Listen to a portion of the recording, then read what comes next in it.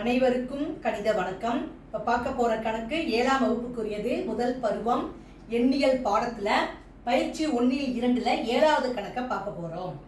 -17 உடன் எந்த எண்ணை கூட்ட -19 கிடைக்கும் அப்படின்னு சொல்லி கணக்கு கொடுக்கப்பட்டிருக்கு.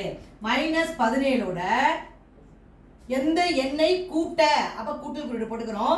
எந்த எண் அப்படிங்கிறது தெரியாத எண்ணை நம்ம எக்ஸ்னு வச்சுக்கிறோம். இஸ் ஈக்குவல் டு என்ன விடை கிடைக்குது? -19.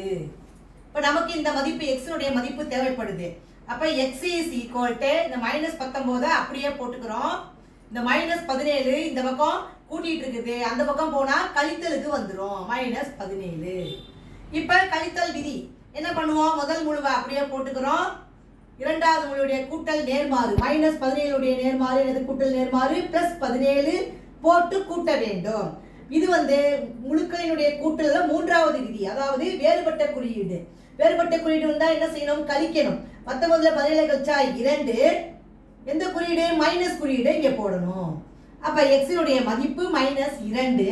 அப்ப இந்த கணக்குல கேட்கப்பட்ட கேள்வி என்னது? -17 உடன் எந்த எண்ணை கூட்டுறோம்? -2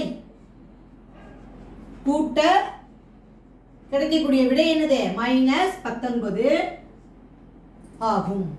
அப்ப என்ன செஞ்சிருக்கோம்? எக்ஸினுடைய மதிப்பை கண்டுபிடிச்சிருக்கோம். கண்டுபிடிச்சிட்டு இப்ப -17யும் -2 கூட்டினா ஆட்டோமேட்டிக்கா என்ன வரும்? -19 கிடைக்கும். -19 கிடைக்கும் அப்படிங்கிறத நம்ம ஆன்சர் கண்டுபிடிச்சிட்டோம். புரிஞ்சுங்களா?